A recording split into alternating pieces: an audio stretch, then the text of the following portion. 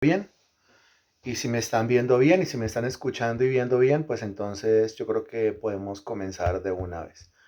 Ustedes me están escuchando bien y me están viendo bien, ¿cierto? Háganmelo saber a través del chat, por favor. Bueno, listo. Bienvenidos al tercer discipulado de este año. El lunes comenzamos los discipulados, ¿no? Vimos la parte práctica de cómo tener éxito en proyectos materiales. El martes, el segundo discipulado de este año, la parte práctica de cómo tener éxito en proyectos espirituales, el Espíritu de Dios colocándonos tareas a todos. Y bueno, hoy retomamos nosotros lo que es el tema de la escatología bíblica por temas. Y hay un tema que yo prometí desde el año pasado, desde el mes de diciembre, dije, cuando retomemos escatología allá en el mes de enero, nosotros vamos a estar hablando de esto. ¿De qué? Pues de el tema del arrebatamiento.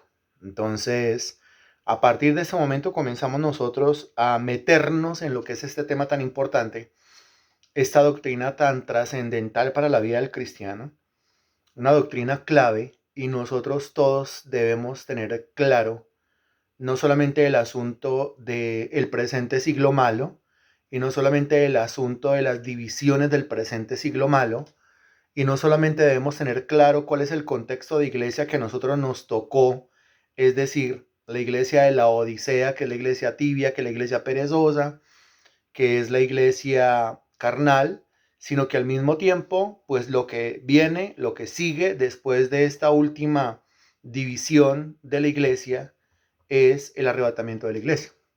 Y sin embargo, cuando uno habla con los creyentes, cuando uno habla con cristianos, pues pareciera que no todo el mundo tiene claro, no todo el mundo tiene claridad cuando hablamos del tema del arrebatamiento.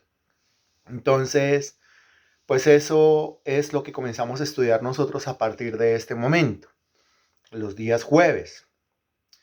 Y cuando hablamos nosotros del arrebatamiento, pues hay varios temas en cuestión, o varios puntos, o varios tópicos en cuestión.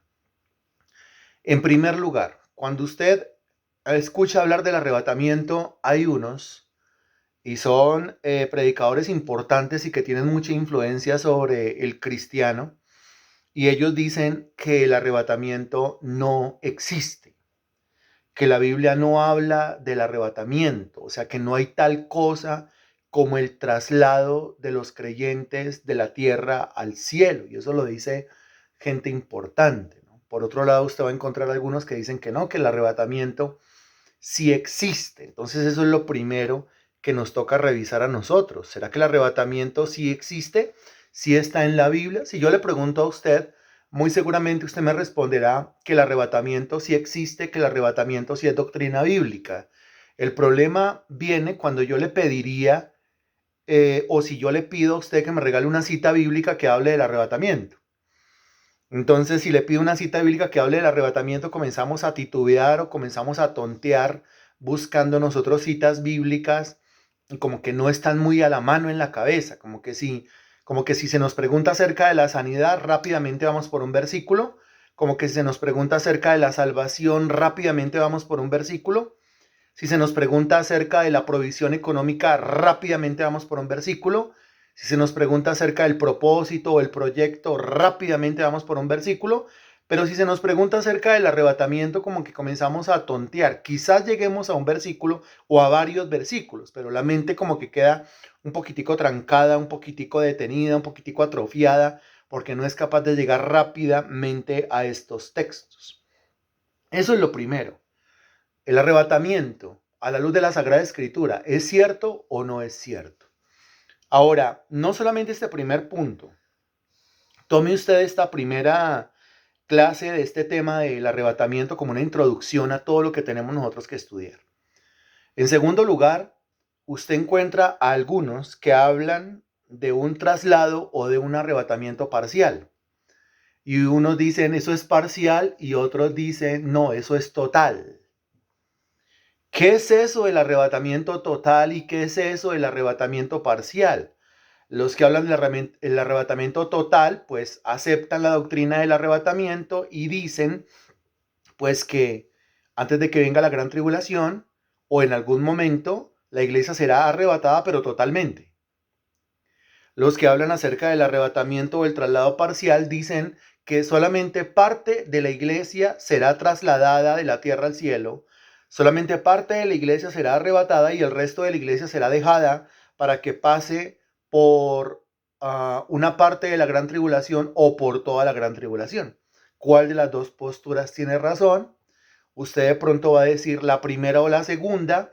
Ese no será el problema al responder, el problema es al encontrar las citas bíblicas para demostrar o la postura total o la postura parcial del traslado de la iglesia. Pero no solamente ese segundo punto, sino que nos encontramos aquí con un tercer punto. Quiero que note que hablar del arrebatamiento, algunos son muy facilistas cuando hablan del arrebatamiento de la iglesia. Lo que no entienden es que el arrebatamiento es doctrina, y al ser doctrina, pues esto es un tema profundo. ¿Sí? Al ser doctrina, esto es un tema profundo. Todavía usted se encuentra con algunos que dicen, ay, Dios mío, me toca cuidarme porque qué tal el Señor venga hoy y yo haya perdido mi salvación. Ellos siguen insistiendo en la pérdida de su salvación y siguen insistiendo que tienen que andar con miedo y con terror porque no va y sea que el Señor viene hoy. Ahora, estamos a la expectativa del retorno de Cristo, pero esa expectativa usted y yo no la vivimos con terror, con el terror de que vamos a perder la salvación, sino más bien con un juicio absoluto sirviéndole al Señor, que es lo que el Señor quiere encontrar en nosotros cuando venga por nosotros. No dijo que cuando yo regrese por ustedes, ustedes estén llenos de terror y pánico. Dijo que cuando yo vuelva por ustedes, ustedes me estén sirviendo. Son cosas diferentes. Cuando llegamos al tercer punto que también nos va a tocar examinar, pues usted se va a encontrar con unos que tienen una postura que dice, que enseña que la iglesia será arrebatada después de la tribulación. Después. ¿Qué es eso de la tribulación? Pues son 7 años en donde se van a derramar 21 juicios sobre la tierra. La tribulación dura 7 años. Entre tribulación y gran tribulación son 7 años. Y algunos enseñan que la iglesia será arrebatada después de la tribulación. O sea, la iglesia tendrá que pasar por absolutamente toda la tribulación. ¿Es eso cierto? ¿No es cierto? Alguno dirá, sí es cierto. Y alguno dirá, no es cierto. Bueno, pero demuéstrelo con la Biblia. Ahí está la dificultad. En cuarto lugar, usted se va a encontrar con algunos que dicen que la iglesia será arrebatada durante la gran tribulación. O sea que la iglesia al menos va a quedar en esta tierra sufriendo la mitad de la tribulación, 3 años y medio de la tribulación. ¿Es eso cierto o no es cierto? Algunos dirán que sí, algunos dirán que no, y volvemos al asunto del problema será encontrar las citas bíblicas que corroboren una postura o la otra. Después de eso llegamos nosotros a un punto número 5, y este punto número 5 enseña la postura de algunos que dice que la iglesia será arrebatada antes de la gran tribulación. O sea, la iglesia no va a pasar por la gran tribulación, ni un solo día de la gran tribulación. Algunos lo niegan, algunos lo aceptan y lo enseñan. ¿Cuál es la postura correcta? Después de la gran tribulación, durante la tribulación, antes de la tribulación, cualquier cosa podemos responder acá, pero todo lo que respondamos acá tendrá que ser corroborado con el texto bíblico. Se tiene que demostrar con el texto, con los versículos, porque es doctrina y es doctrina profunda. En sexto lugar, tendremos nosotros que estudiar la diferencia entre el arrebatamiento y la segunda venida de Cristo. Algunos dicen arrebatamiento y segunda venida son exactamente lo mismo, y otros dicen arrebatamiento y segunda venida son dos cosas diferentes. Y volvemos al asunto, cualquier cosa podemos responder acá, pero no nos sirve responder cualquier cosa, debemos responder conforme a la verdad. ¿Y cómo hacemos para responder conforme a la verdad? Pues yendo a la Biblia, revisándola, escudriñándola, esculcándola profundamente para extraer de ella la verdad concerniente a estos 6 puntos que le acabo de bosquejar como temas del estudio de la doctrina del arrebatamiento. ¿Cómo le parece el tema de estudio que comenzamos a partir de hoy? Ahora sí puede responder. ¿Cómo le parece el tema de estudio que comenzamos a partir de hoy?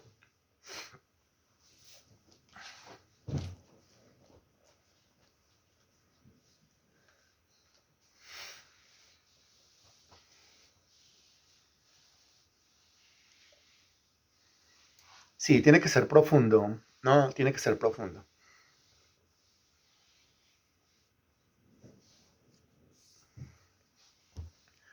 Usted y yo no nos podemos andar con rodeos con respecto a ninguna doctrina. Usted y yo no podemos ser esos personajes que con respecto a la salvación, por ejemplo, dicen, pues yo no sé si la salvación se pierde o no se pierde, lo único que sé es que, ¿cómo así que no sabe si la salvación se pierde o no se pierde? Debería saberlo. Escudriñe en la Sagrada Escritura y se va a dar cuenta lo que la Biblia enseña con respecto a la seguridad de la salvación. ¿Se pierde o no se pierde? Y deme los textos bíblicos que lo demuestran. Aquí lo mismo con respecto al tema del arrebatamiento o el tema del traslado de la iglesia de la tierra al cielo. Nosotros tenemos que manejar certezas y convicciones. Nosotros andamos por fe, no andamos titubeando. Uno titubea cuando no tiene un conocimiento claro y exacto. Los encargados de transmitir ese conocimiento claro y exacto, pues somos los que nos dedicamos a esto, es decir, los predicadores del Evangelio. Entonces, primer punto, revisemos en la Sagrada Escritura si el tema del arrebatamiento es una doctrina real o no es real. ¿Cierto? Si es real, estamos obligados a creer en ella. Si no es real, pues entonces no volvamos a hablar de arrebatamiento y la próxima vez que hablemos de arrebatamiento, pues será para negar la doctrina del arrebatamiento. Comienza a buscar los siguientes textos conmigo, por favor. Evangelio según San Juan, capítulo 14, a partir del versículo 1. Evangelio según San Juan, capítulo 14, a partir del versículo 1, y vamos a ir hasta donde alcancemos de aquí a las 7 de la noche. Quizás 7 o faltando 5 para las 7 o 7 y 5, pero más de eso no vamos a pasar. Vamos a respetar el orden. Muy bien. Evangelio según San Juan, capítulo 14, versículo 1. Alguien más que diga ya. Alguien más que diga ya llegué, por favor. Van 2 personas. Alguien más que diga ya. Listo. Genial. El versículo 1 dice, no se turbe vuestro corazón, creéis en Dios, creed también en mí. Versículo 1. ¿Quién está hablando? El Señor Jesús. Versículo 1. ¿A quién le está hablando el Señor Jesús? Note, versículo 1. Vuélvalo a leer. Y dígame, por favor, responda en el chat, ¿a quién le está hablando el Señor Jesús? ¿O de quién está hablando el Señor Jesús? Léalo. Si quiere yo se lo vuelvo a leer. No se turbe vuestro corazón. Creéis en Dios, creed también en mí. ¿A qué clase de persona le está hablando el Señor? ¿Cuál es la cualidad de esta persona a la cual el Señor le está hablando en el Evangelio según San Juan, capítulo 14, versículo 1?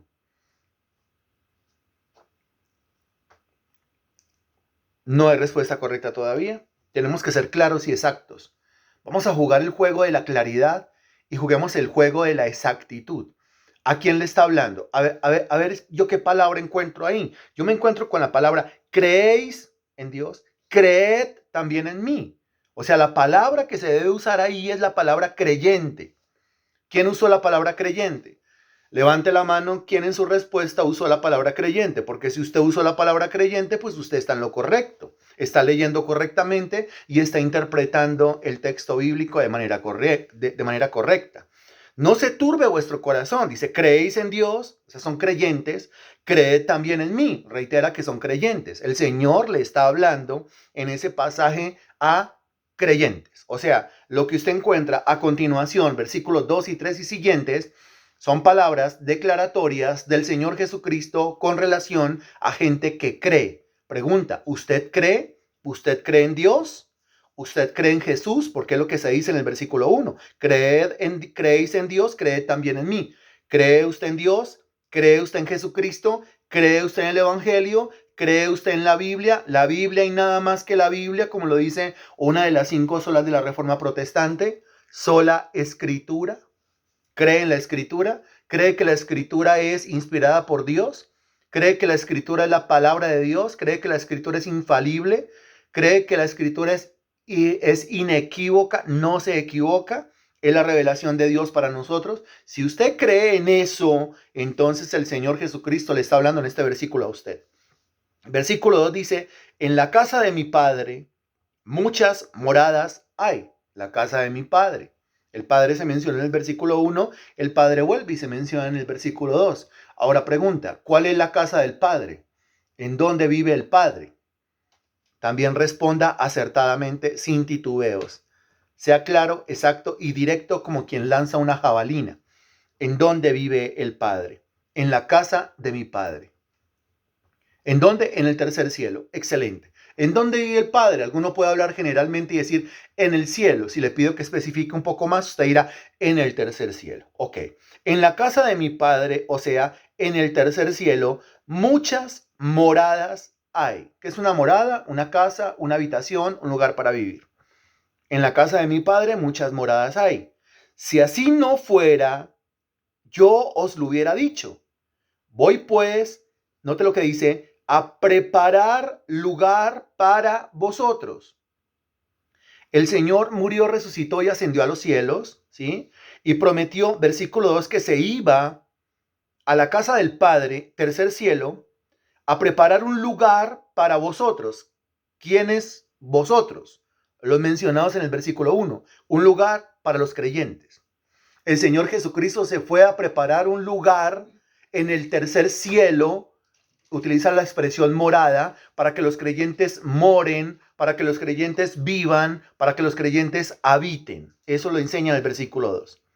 Y si me fuere y os preparare el lugar, note lo que dice, vendré otra vez y os tomaré a mí mismo para que donde yo estoy, vosotros también estéis. Pregunta, cuando en el versículo 3 aparece la frase que dice, vendré otra vez y os tomaré a mí mismo, ¿de qué está hablando? Vendré otra vez y los tomaré a mí mismo para que donde yo estoy, vosotros también estéis. ¿De qué está hablando ahí el Señor? No está utilizando el término, pero está hablando de eso. ¿De qué está hablando? ¿De qué está hablando? ¿De qué está hablando el Señor? Lo que está diciendo es que vendrá y nos llevará con Él, ¿cierto? Vendrá a recogernos y nos llevará con Él. O sea, ¿de qué está hablando? Está hablando del traslado de la iglesia, ¿cierto? Porque está hablando del traslado de los creyentes, versículo 1. ¿Está hablando de qué? Está hablando del arrebatamiento. Ahora comienzan a aparecer algunas respuestas que dicen, está hablando de la segunda venida. ¿Sí se da cuenta la confusión? Cuando en mi respuesta yo coloco segunda venida, quiere decir que en mi cabeza arrebatamiento y segunda venida son o lo mismo o no entiendo cuál es la diferencia. Precisamente este curso y esta partecita de este curso está diseñada para aclararnos la cabeza con respecto a esto. ¿Quién le da gracias a Dios por esto? ¿De qué está hablando el versículo 1, el versículo 2 y el versículo 3? Pues sí, ahí dice, vendré otra vez. Entonces, si viene otra vez, pues está hablando de la venida. ¿La segunda venida? No, el arrebatamiento, pero ¿cómo así si ahí habla de la venida? Se presta para un poquito de confusión, pero no existirá ninguna clase de confusión cuando nosotros hayamos desarrollado, desglosado el punto 1, el punto 2, el punto 3, el punto 4, el punto 5 y el punto 6 de esta partecita del curso de escatología por temas. Usted saldrá de esta partecita del curso centrada en el tema del arrebatamiento como un experto, como un especialista, un duro, un ducho en el tema del arrebatamiento. ¿Quién quiere? ¿Quién está dispuesto a aprender esto de manera clara, para tenerlo claro en su propia vida y para enseñarlo a los demás con la misma claridad? Ok, me alegra mucho. Entonces aquí tenemos la primera cita bíblica. Con esta primera cita bíblica, nosotros estamos demostrando que el arrebatamiento o la doctrina del traslado de la iglesia de la tierra al cielo es una doctrina real, realmente sí existe. El Señor habló de eso, el Señor lo prometió.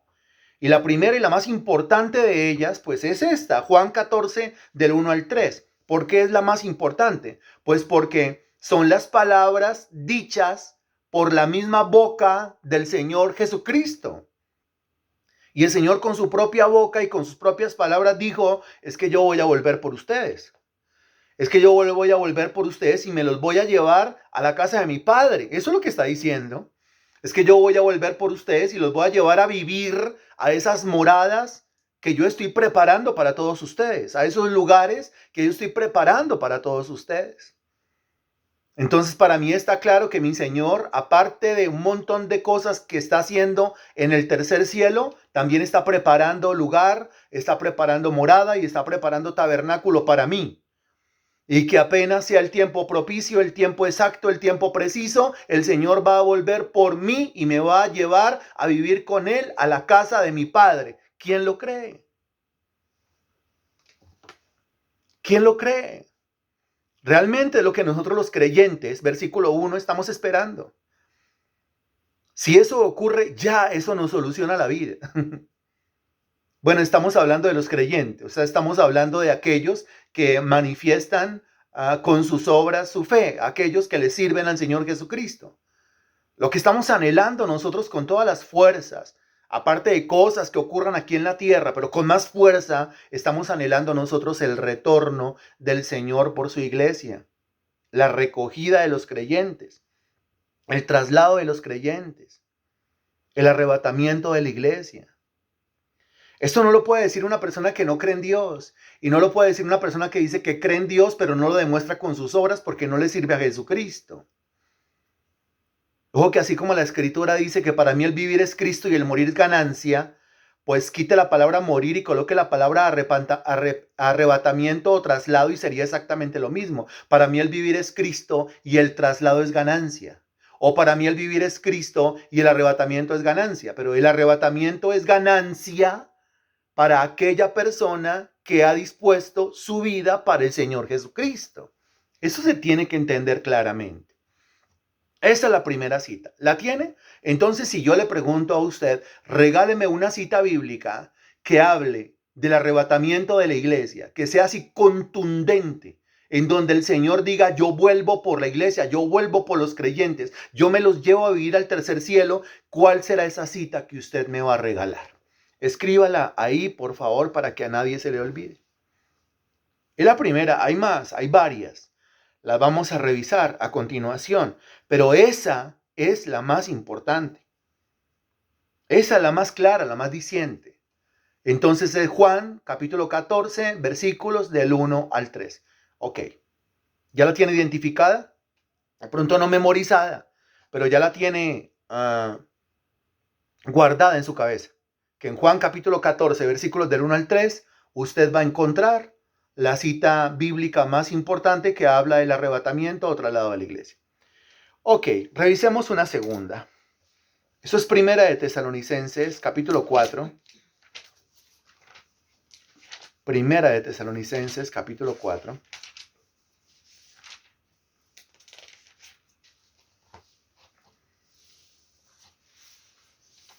A partir del versículo 13, me avisa. Primera de Tesalonicenses, capítulo 4, a partir del versículo 13. Me avisa, 4 personas que me digan ya. La señora María dijo ya. A Marta León dijo ya. Natalia dijo ya. Muy bien, ya. Ok. Leemos a partir del versículo 13 y vamos a ir hasta el versículo 18. Será la segunda cita bíblica. Vamos a ver si esta cita bíblica habla del arrebatamiento de la iglesia o niega el arrebatamiento de la iglesia. Versículo 13. Tampoco queremos, hermanos, así como en Juan capítulo 14, versículo 1, el Señor está hablando a los creyentes, pues aquí en Primera de Tesalonicenses capítulo 4, versículo 13, el Señor está hablando y está hablando de los hermanos. Los hermanos son los mismos creyentes, ¿cierto? Los hermanos somos los hermanos en Cristo, los hermanos de Cristo y somos los hijos de Dios. Y ninguno es hijo de Dios si no es un creyente. Mas a todos los que le recibieron, a los que creen en su nombre, les dio la potestad de ser hechos hijos de Dios, dice Juan capítulo 1, versículo 12. Tampoco queremos, hermanos, que ignoréis acerca de los que duermen. Los que duermen. Los que duermen, hermanos dormidos, pero aquí escatológicamente hablando, está hablando de los hermanos que ¿qué? Los hermanos que ya, ¿qué ocurrió con ellos? Los hermanos que ya, ¿qué pasó con ellos? Los hermanos que ya, exacto, los hermanos que ya están muertos. Los creyentes, 1 Juan capítulo 14, versículo 1, que ya están muertos, o los hermanos en Cristo, los hijos de Dios que ya están muertos. ¿Cuántos hijos de Dios ya están muertos? Muertos físicamente, me refiero a eso, ¿no? Que ya dejaron este plano físico. Pues muchos, ¿cierto? Tampoco queremos, hermanos, que ignoréis acerca de los que duermen, para que no os entristezcáis como los otros que no tienen esperanza. Ahora, los otros, ¿quiénes son los otros que no tienen esperanza? Pues si aquí le está hablando a los hermanos y le está diciendo ustedes los hermanos tienen esperanza, entonces ¿quiénes serán esos otros que según el texto bíblico pues no tienen ninguna clase de esperanza? ¿De quiénes está hablando? Esos otros son los no creyentes, muy bien. Esos otros son los que no son hermanos. Esos otros son los que no son hijos de Dios. Esos otros son sus respuestas. Los impíos, los inconversos, los no creyentes. Excelente. Esos son los otros. Esos son los otros. Para que no os entristezcáis como los otros que no tienen esperanza. Entonces, como los otros, los que no tienen a Dios en su vida, no tienen esperanza. ¿Por qué no tienen esperanza? Pues no tienen esperanza porque no tienen a Dios en su vida. Ahora, ¿por qué no tienen a Dios en su vida? Pues no tienen a Dios en su vida porque se han rehusado a arrepentirse de sus pecados y a creer en el Evangelio. Por eso su vida es una completa tristeza, dice el texto bíblico. Ahora, ¿esperanza en cuanto a qué? Esperanza en cuanto a lo que ocurre después de lo que está hablando el versículo 13. ¿Y de qué está hablando el versículo 13? Responda usted, por favor. El cristiano tiene esperanza, espera algo después de la qué. De eso está hablando, porque está hablando de los hermanos que duermen. Y si están dormidos, ¿cómo están? Entonces está hablando de la esperanza después de la muerte. Usted y yo tenemos esperanza después de la muerte, esperanza de algo que ocurre después de la muerte, o para nosotros la muerte es el final, o para nosotros la muerte es una catástrofe, o para nosotros la muerte es lo peor que nos puede ocurrir. Para nosotros la muerte es algo espectacular. Hago el silencio para que usted lo asuma. Para nosotros la muerte es algo espectacular. La Biblia llama a la muerte ganancia. La Biblia llama a la muerte descanso. La Biblia llama a la muerte reposo. La Biblia llama a la muerte consuelo. La Biblia llama a la muerte esperanza. La Biblia llama a la muerte sueño. Y si es sueño, pues realmente no es muerte. Eso es como dice el Salmo 23, es un valle de sombra de muerte, es una sombra de muerte, no es la muerte, es una sombra de muerte. Es una cosa diferente. Es una cosa diferente. Como los otros que no tienen esperanza, versículo 14, porque si creemos que Jesús murió y resucitó, ¿quién cree que Jesús murió y resucitó? O sea, ¿cuántos salvos hay aquí? Porque si usted cree que Jesús murió y resucitó, pues usted es salvo. Si usted no cree que Jesús murió y resucitó, usted no es salvo. Porque si creemos que Jesús murió y resucitó, así también traerá Dios con Jesús a los que durmieron en él. Mire, traerá Dios con Jesús a los que durmieron en él. Entonces, aquí el versículo 14, ¿de qué está hablando? ¿Qué va a pasar con los hermanos que ya están dormidos? ¿Qué va a pasar con los hijos de Dios que ya están muertos? Si el versículo 14 dice que Dios traerá con Jesús a los que durmieron en él. ¿Qué va a hacer Dios con esos hermanos que ya están muertos? Quizás no aparezca la palabra, pero la está explicando. ¿Los va a qué? Los va a resucitar. Muy bien. Eso es lo que enseña el versículo. Que dice, traerá a Dios. Traerá a Dios es lo mismo que si están muertos, ¿cómo los va a traer? Pues si están muertos, para traerlos primero tiene que resucitarlos. Versículo 14 enseña acerca de la resurrección de los hijos de Dios que ya están muertos. De la resurrección de los que murieron creyendo en Jesucristo. Está hablando de la resurrección. El versículo 15. Por lo cual os decimos esto en palabra del Señor, que nosotros que vivimos, entonces ahí ya está hablando de la otra, de los otros. El versículo 13 está hablando de los hermanos en Cristo muertos. Y el versículo 15 está hablando de los hermanos en Cristo vivos. ¿Está claro esto? ¿Quién lo está entendiendo? Con respecto a los hermanos en Cristo muertos, el versículo 14 dice, el Señor los va a resucitar.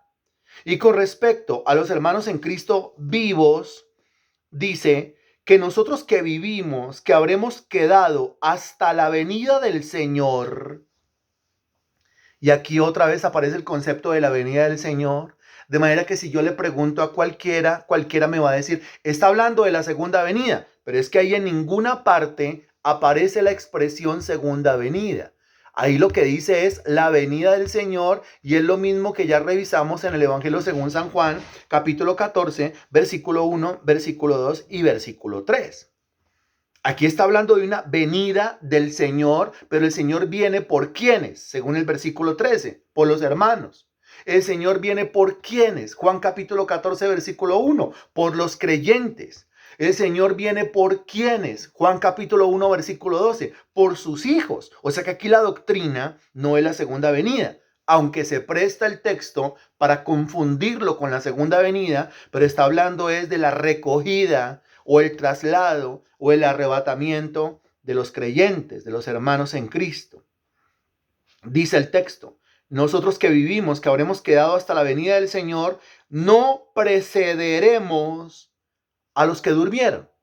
Y cuando dice no precederemos a los que durmieron, lo que está diciendo es que cuando el Señor venga, es decir, el momento, el acto mismo del arrebatamiento, lo primero que va a ocurrir es la resurrección de los hermanos, la resurrección de los creyentes. Ellos van a ser resucitados y van a subir primero. Y en segundo lugar, los que estén vivos, hermanos vivos, creyentes vivos, ellos van a subir en segundo lugar, en segundo puesto. Con Dios es todo organizado. Entonces ocurre el arrebatamiento, ¿sí? Primer acto, los muertos en Cristo resucitan y suben. Segundo acto, los que están vivos en Cristo, ellos suben. ¿Está claro esto? Dice el texto, no precederemos a los que durmieron. Pero yo voy explicando y voy preguntando si está claro esto. Y si está claro, avanzamos. Y si no está claro, explicamos. El versículo 16 dice, porque el Señor mismo con voz de mando, con voz de arcángel y con trompeta de Dios, descenderá del cielo y los muertos en Cristo, note, resucitarán primero. O sea, lo que venía diciendo acá, pero que no lo afirmó todavía, termina afirmándolo en la parte final del versículo 16. Y dice que el Señor descenderá del cielo. Ahora, desciende del cielo, pero en ninguna parte dice que viene hasta la tierra. Solamente dice que desciende de ese cielo. ¿Cuál cielo? Pues el tercer cielo, que es la misma casa del Padre, Juan capítulo 14, versículo 1, Juan capítulo 14, versículo 2, Juan capítulo 14, versículo 3, donde el Señor está preparando morada, vivienda, habitación, tabernáculo para cada uno de nosotros. Los muertos en Cristo resucitarán primero. Versículo 17. Luego nosotros, los que vivimos. Entonces aquí usted tiene que hacer una relación. Fácil. Usted relaciona lo que dice el versículo 16 con lo que ya se dijo en el versículo 13 y el versículo 14. Es decir, el versículo 13, el versículo 14 y el versículo 16 hablan de lo mismo. ¿Estamos claros? Y después usted relaciona lo que dice el versículo 15 con lo que comienza a decir el versículo 17. Porque el versículo 15, y el versículo 17 hablan de lo mismo. Entonces el versículo 13, 14 y 16 hablan de lo mismo. Los muertos en Cristo resucitarán primero. Y el versículo 15 y el versículo 17 hablan de lo mismo, porque hablan de nosotros que habremos quedado o los que estén vivos físicamente cuando el Señor venga a arrebatar, a llevarse o a trasladar la iglesia. ¿Estamos claros con esto? Usted me dirá si está claro o no está claro. Estamos claros. Muy bien. El versículo 17 dice, luego, note, los muertos en Cristo resucitarán primero, primer acto, la resurrección de los hermanos, ellos resucitan y suben. Luego, segundo acto. Si ahí parece un luego, es en segundo lugar. Segundo acto. Los que están vivos, ellos ascenderán. Luego nosotros, los que vivimos, los que hayamos quedado, mire, seremos arrebatados. Arrebatados. Y yo le pregunto a usted, La palabra arrebatado, arrebatamiento, ¿aparece en la Biblia o no aparece en la Biblia? Porque es que muchos niegan y dicen, es que la palabra arrebatamiento ni siquiera aparece en la Biblia. Eso de ser arrebatado ni siquiera está en la Biblia. Y son predicadores duros. Y uno dice, pero ¿cómo siendo predicadores tan duros y tan preparados se atreven a decir que la palabra arrebatado no está en la Biblia cuando ahí dice, seremos arrebatados? Arrebatados. Bueno, de pronto ellos me dirán, es que la palabra arrebatamiento no está en la Biblia. No, la palabra arrebatamiento no, pero la palabra arrebatado sí. Si la palabra arrebatados está, pues para mí está suficientemente claro. Luego nosotros, los que vivimos, los que hayamos quedado, seremos arrebatados juntamente con ellos. Note, ¿en dónde? En las nubes. ¡Y qué impresionante! O sea que mire, el versículo 16 dice, porque el Señor mismo con voz de mando, con voz de arcángel y con trompeta de Dios, descenderá del cielo. Desciende del cielo. ¿Qué cielo? El cielo que usted mencionó allá cuando estábamos estudiando Juan capítulo 14, versículos 1, 2 y 3, que es el tercer cielo. Ahora, ¿hasta dónde desciende? Versículo 17. Seremos arrebatados juntamente con ellos en las nubes. ¿Hasta dónde desciende? Desciende hasta el cielo donde están las nubes. ¿Y cómo se llama el cielo donde están las nubes? Si el cielo donde vive Dios es el tercer cielo, pues entonces el cielo donde están las nubes, no se vaya a equivocar en esta, por favor. El cielo donde están las nubes es ¿cuál cielo? No, el cielo donde están las nubes es ese cielo que usted alcanza a ver, donde están las nubes. Entonces, si es el cielo que usted alcanza a ver, donde están las nubes, por donde vuelan los pájaros, donde se forma la lluvia, de donde desciende la lluvia, la nieve, donde aparece el sol, pues ese es el primer cielo, no el segundo cielo. Muy bien. Ese es el primer cielo. Quiere decir que el Señor viene desde el tercer cielo, versículo 16, hasta el primer cielo, que es donde están las nubes, y hasta ahí llega mi Señor en el arrebatamiento. En el arrebatamiento el Señor no viene hasta la tierra. Por eso, aunque lo llamamos una venida, realmente no es una venida tal como sería la segunda venida. La segunda venida en un sentido es como fue la primera venida. De la primera venida hablamos nosotros en Navidad. 9 días hablando de la primera venida. El Verbo se hizo carne y vino y habitó entre nosotros. Sus pies pisaron la tierra. Sus pies pisaron la tierra durante al menos unos 33 años. Eso es venir, porque los pies están en la tierra. La primera venida del Señor Jesucristo, que es la encarnación. En la segunda venida, los pies del Señor vuelven a posarse sobre la tierra. En la segunda venida.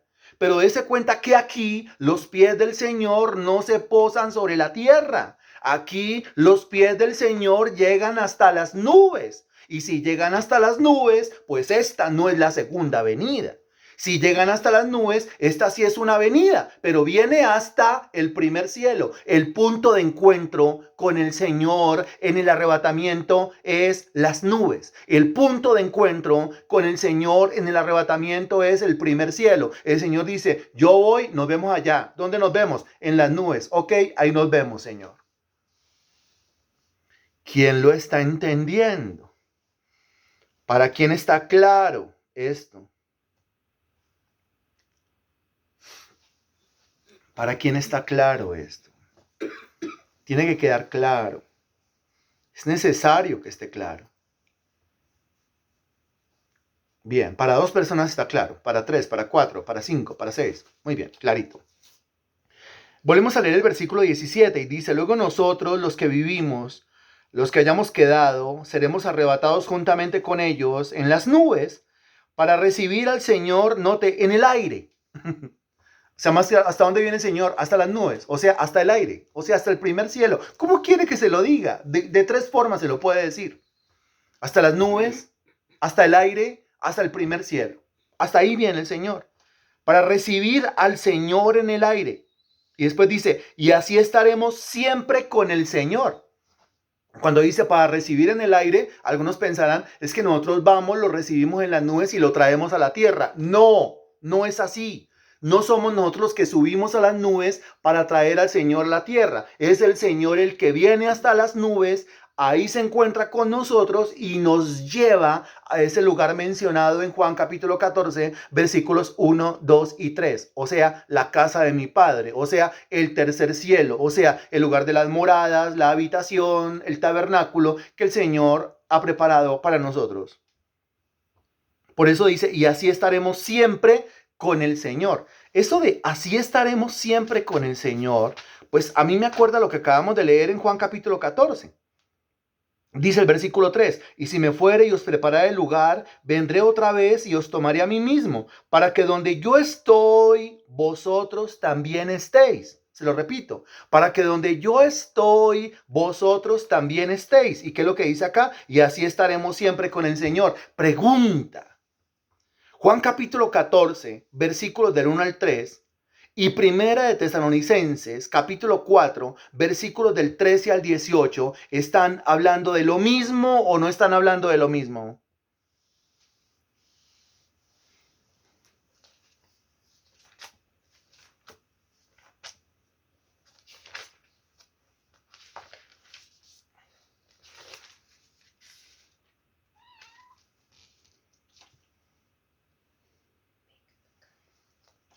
Sí está hablando de lo mismo, muy bien. Ahora, cuando usted me dice, está hablando de lo mismo, ¿qué es lo mismo?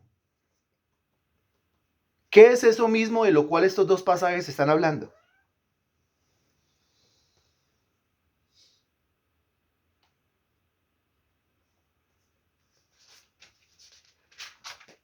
¿Están hablando de qué? Están hablando del arrebatamiento.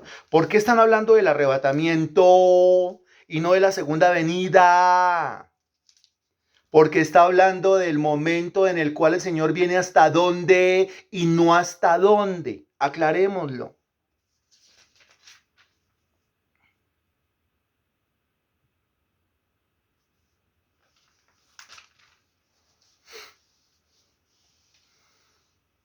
A ver la respuesta. Porque el Señor viene hasta las nubes y no hasta la tierra. Excelente. Natalia, ¿está claro para ti?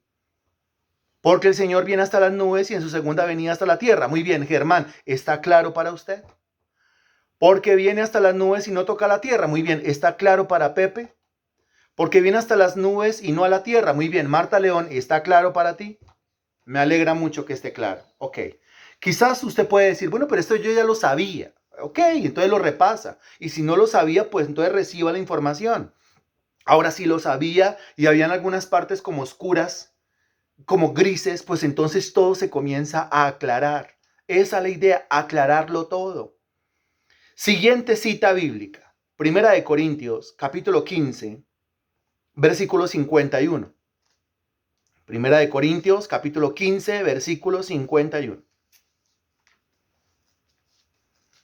Me avisa cuando ya.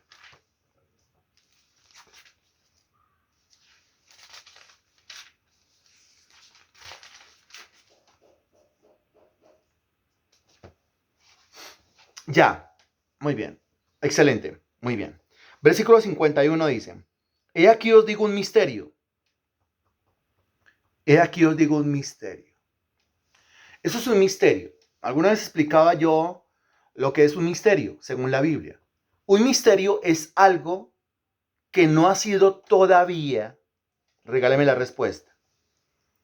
Un misterio es algo que no ha sido todavía revelado. Muy bien. O sea que un misterio es algo que existe, algo que hay, algo que está, algo que es real, pero que no ha sido revelado. Y como no ha sido revelado, pues no hay claridad al respecto.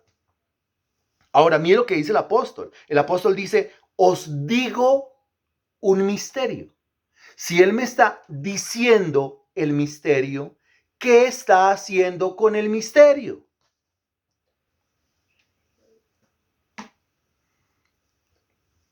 Si él me está diciendo un misterio, ¿qué está haciendo con el misterio? Lo está revelando. O sea que eso del arrebatamiento en la Biblia es un misterio revelado. O sea que eso del arrebatamiento en la Biblia está claritiquitiquitiquitico. Para que todo lo entendamos, para que todo lo comprendamos. Para que ninguno ande titubeando. ¿Será que sí? ¿Será que no existe? ¿No existe? ¿Eso cuándo ocurrirá? ¿Al comienzo de la tribulación? ¿A la mitad de la tribulación? ¿Al final de la tribulación? ¿Será que nos vamos todos? ¿Será que se quedan unos? ¿Será que los unos se quedan por ahí para calentarlos un rato a punta de gran tribulación? ¿Será que la gran tribulación es para la iglesia? ¿Será que el arrebatamiento y la segunda venida son exactamente lo mismo? Si nosotros andamos en esas confusiones, cuando la Biblia dice que el arrebatamiento es un misterio revelado, eso está lastimosamente revelando es mi ignorancia, mi tibieza, mi carnalidad, mi poco juicio, mi falta de autodisciplina para estudiar la Sagrada Escritura y poderla entender dependiendo de la acción del Espíritu Santo. Entonces, os digo un misterio, o sea, los voy a sacar de un misterio, les voy a revelar un misterio. Dice, no todos dormiremos. No todos dormiremos quiere decir que cuando el Señor venga, no todos los cristianos, no todos los creyentes, no todos los hermanos estaremos como. Cuando el Señor venga, eso es el acto del arrebatamiento, no todos los cristianos estaremos como. Excelente, muertos. Exactamente lo mismo que el apóstol estaba diciendo en 1 de Tesalonicenses capítulo 4, cuando dice que habrán unos que estaban muertos, es decir, dormidos, y otros que estaban pues vivos. ¿Qué va a pasar con los muertos? ¿Qué va a pasar con los vivos? Aquí vuelve a decirlo. No todos dormiremos, o sea, no todos vamos a estar muertos, pero todos, tanto los muertos como los vivos, tanto los que están dormidos como los que estemos vivos, todos seremos transformados. Y aquí esto es otro dato importantísimo. Porque eso quiere decir que en el momento de ascender, en el momento de ser arrebatado, de ser trasladado, en el momento de ir subiendo de la tierra al cielo, porque en eso consiste el arrebatamiento, en el momento de ir subiendo de la tierra al cielo, porque en eso consiste el traslado, en ese momento nosotros vamos a ser, utilice la palabra, la última que aparece en ese versículo, nosotros vamos a ser ¿cómo? Transformados. ¿Eso qué quiere decir? Quiere decir, usted tiene que unirlo, asociarlo al tema que comenzamos a estudiar los martes. Porque en ese momento del arrebatamiento, nuestra transformación terminará. ¿Sí? En ese momento del arrebatamiento, nuestra transformación va a terminar, se va a finiquitar, va a finalizar, se va a completar nuestra transformación. En este momento estamos nosotros en un proceso de transformación. Ahí va. Pero en el momento del arrebatamiento, esa transformación se va a completar. La pregunta que sigue es, ¿transformado de qué manera? ¿Transformado en qué? Y usted responde y dice, transformado, responda por favor. Responda, si usted estuvo el martes, le queda facilito hacerlo. Transformado. Si usted estuvo el martes, le queda facilito. Transformado, no, todavía no. Todavía no nos vamos para eso. Porque usted no puede entender lo de la glorificación si primero no entiende esto. No, estuvo el martes. Si no estuvo el martes, reciba su exhortación por no estar el martes. Es que no podía estar. Bueno, pero ahí le quedó la clase colgada. Inmediatamente se sube. Hay todo un trabajo después de terminar el sermón para que la clase quede colgada para que usted la tome o la vuelva a repetir. Entonces aquí estamos hablando es de qué, transformado en qué. No, ¿cómo vamos a dar esa respuesta? No, señor. La clase del martes, ¿de qué trata la clase del martes? ¿Cuál es el propósito de las clases de los martes? ¿Cuál es la temática de los martes? Exacto, Marta León. Muy bien, Marta León. Excelente, Marta León. Ha sacado Marta León la cara por el grupo. Muy bien. Transformado. Acabamos de decir, nosotros estamos en el proceso de transformación. En el día del arrebatamiento, la transformación se va a completar. ¿Transformado en qué? Y responde, pues a la imagen y semejanza del Señor Jesucristo. Esa es la imagen que se va a completar. Y cuando esa imagen se complete, a esa imagen completa es a la que usted llama glorificación. Si yo no entiendo cuál es el proceso, y yo no entiendo a dónde voy a llegar y qué es lo que se va a completar en mi vida, yo no puedo hablar de la glorificación. Dese cuenta que hablamos de la glorificación, pero en unos términos tan vagos, porque decimos, mi cuerpo será glorificado, mi alma será glorificada y entraré en un estado de gloria. ¿Y qué significa eso? Eso lo que significa es que usted tendrá un alma, tendrá un cuerpo, su ser será semejante al ser de nuestro Señor Jesucristo, revelado en Apocalipsis capítulo 1, cuando se habla de la visión del Cristo glorificado. Es una cosa impresionante que tenemos nosotros que examinar en este estudio del arrebatamiento, lógicamente. Ahí poco a poco lo tenemos que ir revisando. Nosotros seremos transformados. Nuestra transformación el día del arrebatamiento se va a completar. ¿Transformado en qué? En un cactus, en una flor, en un árbol, en un arco iris, en un osito panda. ¿En qué voy a terminar siendo transformado? Voy a terminar siendo transformado. La transformación va a terminar, se va a completar a la imagen y semejanza del Señor Jesucristo. Si alguno me pregunta, ¿cómo seré yo? ¿Qué apariencia tendré cuando se complete mi transformación? Usted tendrá que ir a revisar la apariencia del Señor Jesucristo en Apocalipsis capítulo 1, porque la Biblia dice que usted será semejante a Él en gloria. ¿Cómo le parece esto?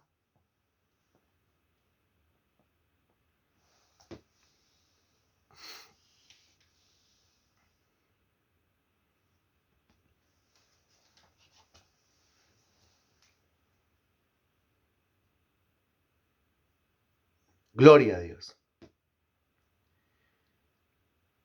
Y el versículo 52 dice, en un momento, en un abrir y cerrar de ojos, a la final trompeta, porque se tocará la trompeta y los muertos serán resucitados incorruptibles. ¿Se acuerda? Que ya se dijo en Primera de Tesalonicenses capítulo 4 que los muertos en Cristo resucitarán primero.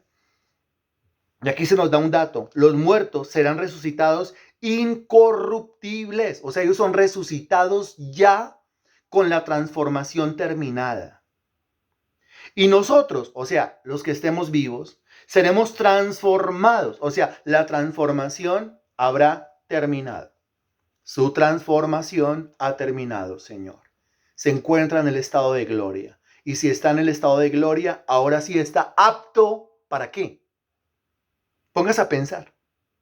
Solamente cuando esa transformación haya sido completada, es decir, usted esté en un estado de gloria, es decir, usted tenga un cuerpo glorificado, usted queda apto, ¿para qué?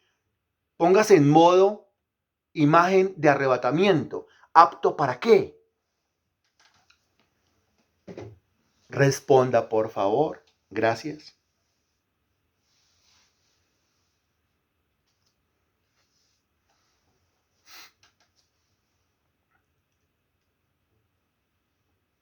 Solamente póngase en modo arrebatamiento y utilice los términos que hemos utilizado hasta el momento, por favor. Utilice los términos de este estudio, por favor, para todos hablar el mismo idioma. Solamente cuando la transformación haya terminado y usted entre a un estado de gloria y su cuerpo sea glorificado, se lo digo de varias maneras, usted queda apto para.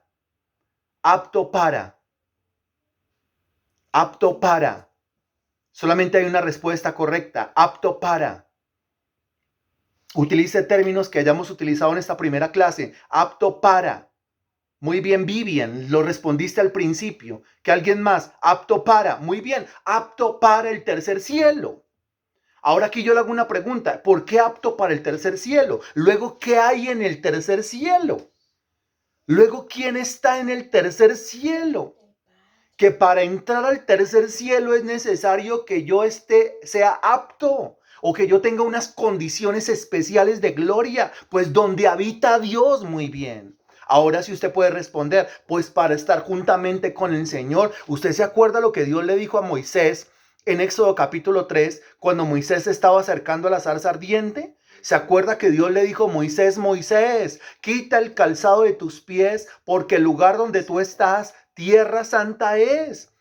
Moisés perfectamente se hubiese podido morir en ese momento, achicharrar en ese momento, por acercarse no apto a la presencia de Dios. Lo mismo pasa con Isaías. Él dice, cuando la presencia de Dios se manifiesta en su vida, es que yo soy un hombre inmundo, tengo labios inmundos y habito en medio de un pueblo inmundo. Sentía que se moría. Lo mismo pasó con Ezequiel, lo mismo pasó con Juan, lo mismo pasó con Pedro, lo mismo pasó con Pablo, lo mismo pasaron con todos. ¿Quién de nosotros con este cuerpo, en estas condiciones, está apto para estar en el tercer cielo? Le repito la pregunta, ¿quién de nosotros con este cuerpo que tenemos, en estas condiciones que tenemos, estamos aptos para entrar al tercer cielo? No. ¿Qué pasa si nosotros entramos a la misma presencia de Dios del tercer cielo con este cuerpo y en estas condiciones? ¿Qué ocurre con nosotros? Morimos. Somos destrozados por el mismo peso de la presencia de Dios. Dios es 3 veces santo. ¿Qué se requiere en nosotros? Pues que tengamos una santidad semejante a la suya. Y eso yo lo podré lograr, humanamente hablando, no. En mi carne, no. En mi tibieza, no. Pero el Espíritu de Dios me transforma de gloria en la misma imagen por su poder. Estoy en medio de esa transformación que tiene que irse adelantando. Si usted quiere saber cómo se adelanta esa transformación, no se pierda el estudio de los martes.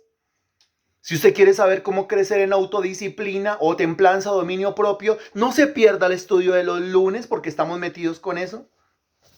Ahora, si usted quiere saber más del tema del arrebatamiento que se complementa con el estudio de los lunes y los martes, pues no se pierda el estudio de los jueves. Yo le invito para que se conecte todos los días. No puedo, bueno, usted y sus excusas. Algún día las dejará. Pero aquí dice claramente este versículo, en un momento, en un abrir y cerrar de ojos, a la final trompeta, porque se tocará la trompeta y los muertos en Cristo serán resucitados incorruptibles y nosotros seremos transformados. Gloria al Señor por eso. Tenemos más citas bíblicas. Filipenses capítulo 3. Filipenses 3.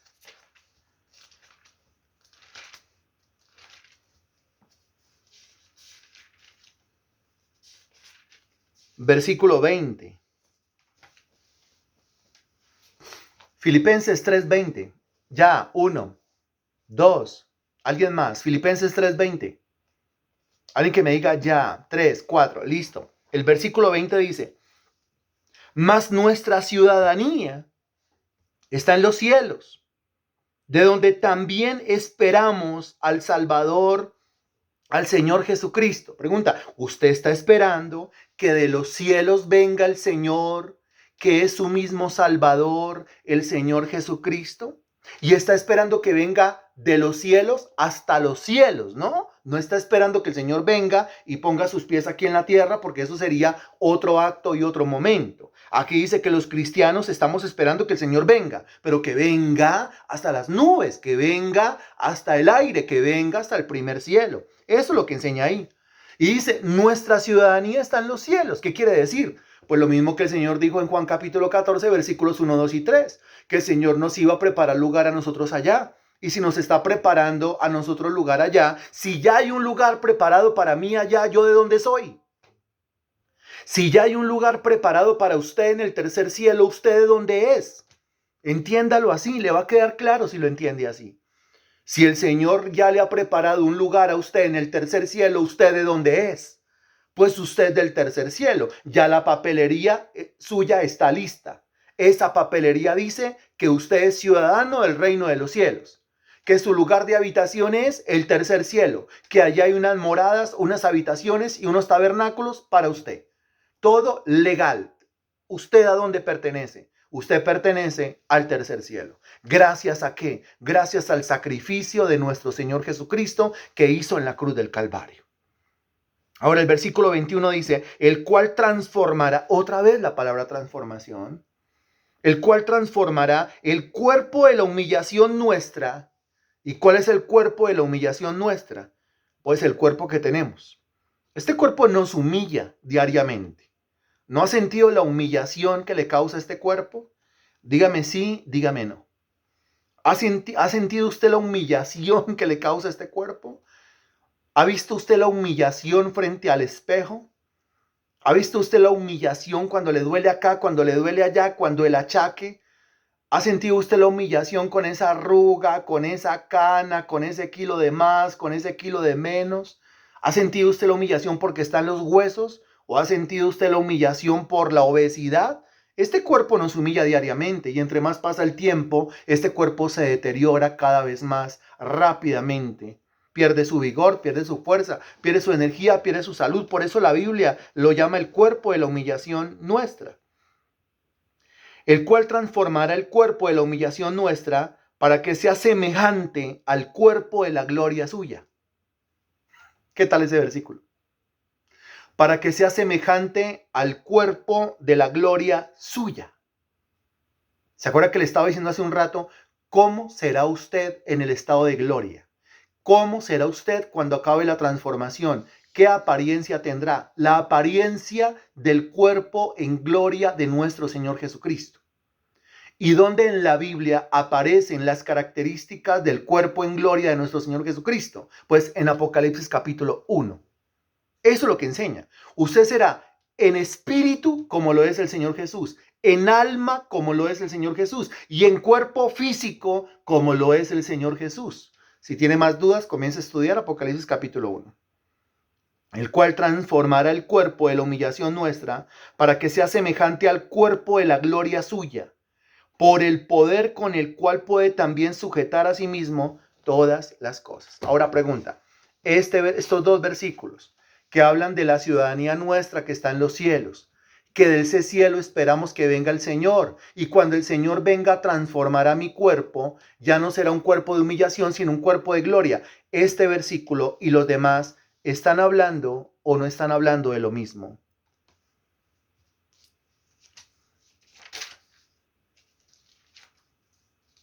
Sí, muy bien. ¿Y eso mismo es qué? ¿De qué están hablando?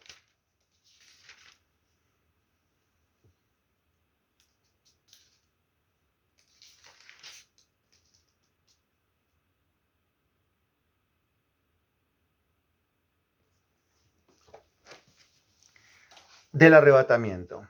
Ok, muy bien.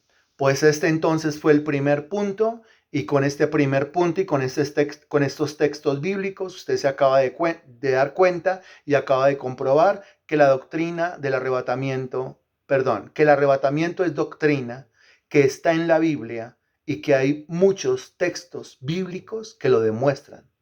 Creer en el arrebatamiento de la iglesia es creer lo que Dios dice. Creer en el traslado de la iglesia al cielo es creer lo que Dios dice, es creer en la Biblia. Si alguien le dice a usted que el arrebatamiento no existe, ese tal es un mentiroso, confundido, ignorante, no conoce la Sagrada Escritura. Bendito Dios, te damos infinitas gracias por tu palabra. Gracias, Santísimo Señor, por llenarnos y nutrirnos de doctrina. Gracias por todos los textos bíblicos que tú nos permites hoy revisar, Señor Dios, hacerlos nuestros para nuestro crecimiento y para nuestra edificación. Te damos gracias porque tú vienes hasta las nubes, tú vienes hasta el aire. Yo espero que tú vengas, Señor Dios. Te espero como tú quieres que yo te espero sirviéndote, te espero haciendo cosas en pro, en beneficio de tu reino. Gracias por cada persona que hoy ha recibido este mensaje. Gracias por cada persona que hoy ha recibido esta información, Señor. Te pido que esta información no se quede solamente en ellos y que esta información no se quede colgada en un portal de YouTube solamente. Que esta información se divulgue, que esta información vaya lejos. Que esta información llegue, Señor Dios, a otros lugares. Que esta información, Señor Dios, llegue a otras mentes, a otros corazones. Y seas tú a través de estas doctrinas salvando personas, mi Dios, trayéndolos al arrepentimiento y trayéndolos a la fe. Todo esto te lo pedimos en el nombre del Señor Jesucristo. Amén y gracias a Dios.